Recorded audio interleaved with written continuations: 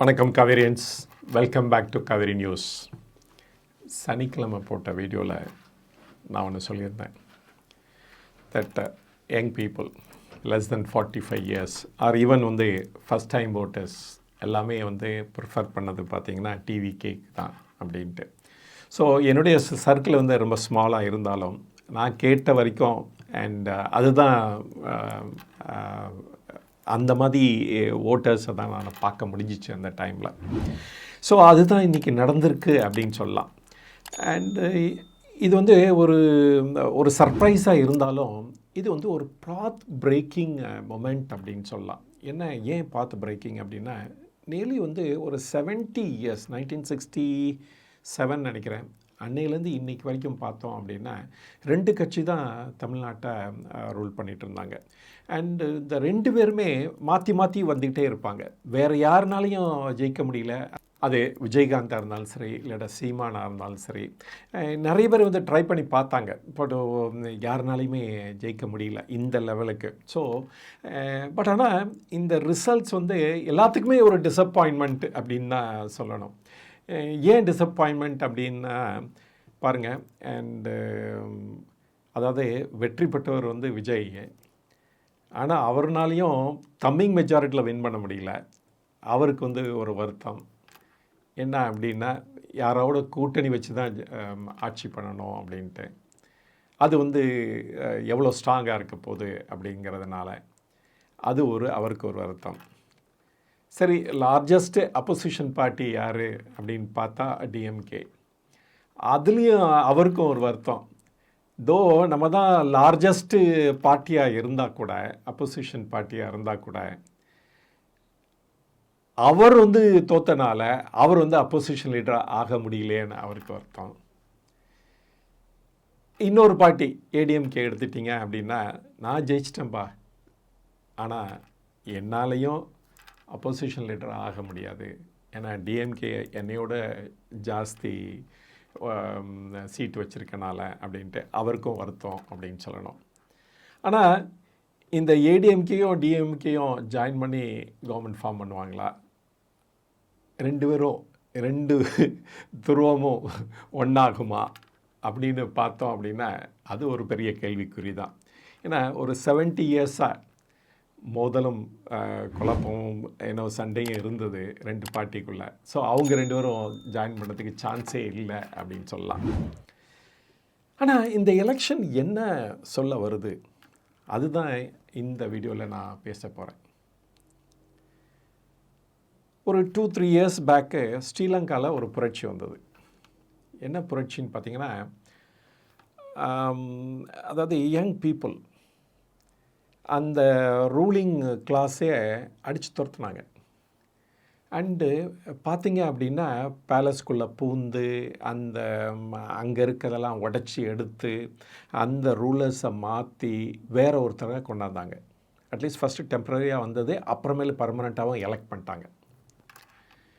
இது world over எல்லாருமே watch பண்ணாங்க. நெக்ஸ்ட் பங்களாதேஷில் பார்த்தோம். ஹசீனா கவர்மெண்ட்டை தூக்கி போட்டு அண்டு ஓடினாங்க. அஃப்கோர்ஸ் இந்தியாவில் தான் இப்போ இருக்காங்க.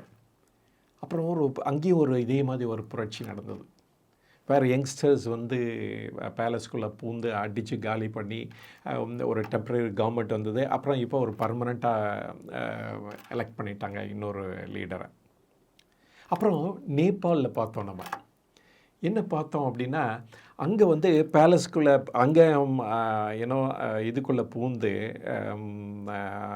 ஈவன் இந்த prime minister and deputy prime minister அவங்க வீட்டுக்குள்ளே பூந்து எல்லாத்தையும் அடித்து காலி பண்ணாங்க.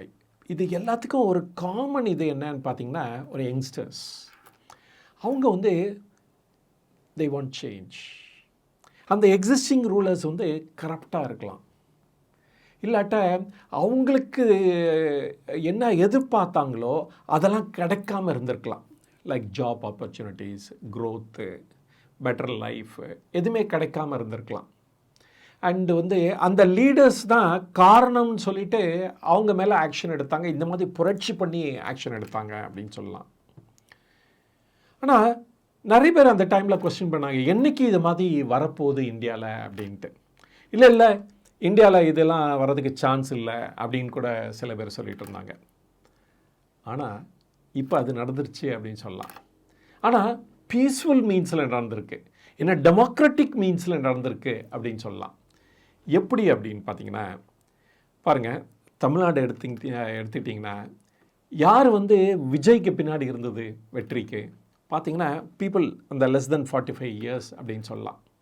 அந்த vote bank for ADMK DMK almost அதே மாதிரி தான் இருந்திருக்கு. அதில் ஒன்றும் பெரிய மாற்றம் இல்லை அப்படின்னு சொல்லலாம். அப்போ வந்து இந்த யங்ஸ்டர்ஸு, இந்த first time voters and up to age of 45 எல்லாமே அண்டு விமன் பவர் அண்ட் எல்லாமே வந்து ரெஸ்பான்சிபிள் ஃபார் விஜயோட விக்ட்ரி. ஏன்னா அவரும் ஒரு 51 வயசு பர்சன் தானே. ஸோ இந்த புரட்சி தமிழ்நாட்டில் நடந்திருக்கு. ஸோ இதுக்கு காரணம் என்னென்னா அகெயின் யங்ஸ்டர்ஸ் தான். ஆனால் அந்த பீஸ்ஃபுல் மீன்ஸில் நடந்திருக்கு. அதுதான் இந்த இடத்துல சொல்ல விரும்புகிறேன். மித்தவங்களாம் புரட்சி செஞ்சு பண்ணாங்க, ஆனால் நம்ம வந்து பீஸ்ஃபுல்லாக சேஞ்ச் பண்ணோம். ஏன் அப்படின்னா, இந்த ஓல்டு லீடர்ஸ் எதர் ஏடிஎம்கேயோ டிஎம்கேயோ அவங்களுடைய ஆஸ்பிரேஷன் அவங்க மீட் பண்ணணும். அவங்களுக்கு என்ன தேவை? ஜாப் ஆப்பர்ச்சுனிட்டிஸ், இல்லாட்ட க்ரோத் ஆப்பர்ச்சுனிட்டிஸ், ஒரு லஞ்சம் இல்லாத மாநிலம், அது மாதிரி நிறைய டிமாண்ட் இருந்திருக்கலாம். அதே சமயத்தில் இந்த சோஷியல் மீடியா கூட மித்த கண்ட்ரிலாம் எப்படி இருக்காங்க, மித்த பீப்புளெலாம் எப்படி இருக்காங்க அப்படின்னு வந்து வெளிச்சமாக சொல்கிறதுனாலையும் ஏன் அது மாதிரி நம்மளால் இல்லை, ஏன் வந்து நம்மளுடைய லீடர்ஸ்லாம் அந்த மாதிரி நம்ம மாநிலத்தை கன்வெர்ட் பண்ணலை அப்படின்னு அந்த திங்கிங் கூட காரணம் அப்படின்னு கூட சொல்லிடலாம். நம்ம எப்படி வந்து ஸ்ரீலங்கன்ஸு எப்படி வந்து ரிவோல்ட் பண்ணாங்களோ அவங்களுடைய கவர்மெண்ட் மேலே, அதே மாதிரி ஒரு பீஸ்ஃபுல்லாக ரிவோல்ட் பண்ணது தான் இந்த எலெக்ஷன் ரிசல்ட்ஸை காமிக்குது அப்படின்னு நான் சொல்வேன் நான். ஆனால் இப்போ அகெயின் இந்த லீடர்ஸ், எலெக்ட் ஆன லீடரை வந்து அதை புரிஞ்சுக்கிட்டு அவர் செயல்படுவார் அப்படின்னு நம்பலாம். அது வந்து போக போக தான் தெரியும் எப்படி வந்து இவங்க அட்மினிஸ்ட்ரேஷனை ஹேண்டில் பண்ண போகிறாங்க அப்படிங்கிறத. அவர் வெற்றி பெறதுக்கு நம்மளுடைய பெஸ்ட் விஷஸ் அப்படின்னு தான் சொல்லணும். சரி, தமிழ்நாட்டில் மட்டும்தான் அப்படி நடந்துச்சா? இல்லை. பாருங்கள், ஈவன் வெஸ்ட் பெங்காலில் கூட பாருங்கள், nearly 15 years அது ஓகே. அண்ட் ஆன்டி இன்கம்பன்சி சொல்லலாம், இல்லாட்ட த ஸ்பெஷல் இன்டென்சிவ் ட்ரைவ், அந்த ஓட்டர் ரிவிஷன் அந்த மாதிரி கூட அக்யூசிஷன் பண்ணலாம். இல்லாட்ட மிஸ்யூஸ் ஆஃப் கவர்மெண்ட் மிஷினரி அப்படின்னு கூட சொல்லலாம். இருந்தாலும் ஆனால் இதுக்கு மேலேயும் ஒரு பர்சன்டேஜில் தான் இந்த வின் பண்ண கேண்டிடேட்ஸ்லாம் மெனி ஆஃப் த கன்ஸ்டியூன்ஸில் வின் பண்ணியிருக்காங்க அப்படின்னு சொல்லணும்.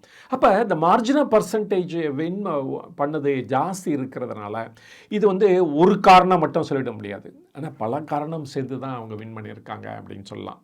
அதே சமயத்தில் பங்களாதேஷில் நடந்த இது வந்து பெங்காலையும் தாக்கியிருக்கு அப்படின்னு சொல்லலாம். ஸோ அதனால் வந்து இந்த பெங்கால்லையும் மாற்றம் வந்திருக்கு. சரி, பெங்கால் கவர்மெண்ட் மேலே என்ன அக்யூசிஷன் அப்படின்னு சொல்லலாம் அப்படின்னா, மைனாரிட்டிஸ் ஓட்டை வச்சுக்கிட்டு இல்லாட்ட காஸ்ட் டிவைட் பண்ணி அண்டு அதையே வந்து ஒரு மெயினாக இஷ்யூ வச்சுக்கிட்டு இல்லாட்ட சென்ட்ரல் கவர்மெண்ட்டை ப்ளேம் பண்ணி ஆட்சி வந்து 15 வருஷமாக ரன் பண்ணிகிட்டு இருந்தாங்க. இதே மாதிரி தான் ஈவன் தமிழ்நாட்டில் கூட அதே ஃபுட் பிரிண்டில் தான் இருந்தது. ஸோ இதை தான் வந்து யங்ஸ்டர்ஸ் வந்து அகெயின்ஸ்டாக இருந்திருக்காங்க. இந்த எலெக்ஷன் நமக்கு சொல்லுது அப்படின்னு நினைக்கிறேன் நான். சரி, இந்த 2 ஸ்டேட்டு மட்டும்தான் பார்த்தா இல்லை, கேரளாவில் கூட அங்கே கூட 10 வருஷம் ஆகிடுது. அண்டு கவர்மெண்ட் வந்து மாற்றி ஆகணும் அப்படின்னு சொல்லி அண்டு அங்கே இருக்க மக்களும் அண்டு புது பார்ட்டியை விரும்பி அவங்கள வந்து எலெக்ட் பண்ணியிருக்காங்க அப்படின்னு சொல்லணும். அதனால் ரெவல்யூஷன் இந்தியாவில் நடக்க ஆரம்பிச்சிருச்சு. ஆனால் இந்த ரெவல்யூஷன் வந்து ஒரு டெமோக்ராட்டிக் மீன்ஸில் நடந்திருக்கு. ஆனால் இந்த ரெவல்யூஷன் எப்படி நடந்திருக்கு? வித்தவுட் ஷெட்டிங் பிளட் அப்படின்னு சொல்லணும். அண்டு டெஃபினட்டாக வந்து இது வந்து ஒரு கிரேட்டஸ்ட் ஆப்பர்ச்சுனிட்டி இந்த புதுசாக எலெக்ட் ஆன பார்ட்டிஸ்க்கு அத்தனை பேருக்கும். அந்த பார்ட்டிஸ் அட்லீஸ்ட் இந்த வேவை புரிஞ்சுக்கிட்டு, இந்த யங்ஸ்டர்ஸோட ஆஸ்பிரேஷனை புரிஞ்சுக்கிட்டு அவங்க கேட்குறத இவங்களால் ஃபுல்ஃபில் பண்ண முடியுமா அப்படிங்கிறது தான் ஒரு கொஸ்டின். அது பண்ணுவாங்க அப்படின்னு நம்ம எதிர்பார்க்கலாம் அப்படின்னு நினைக்கிறேன் நான். அப்படி பண்ணுறதுக்கு என்னுடைய விஷஸ் அப்படின்னு சொல்லி இந்த வீடியோவை முடிச்சுக்கிறேன். இது வரைக்கும் இந்த வீடியோவை பொறுமையாக பார்த்ததுக்கு ரொம்ப நன்றி. மீண்டும் சந்திப்போம். வணக்கம்.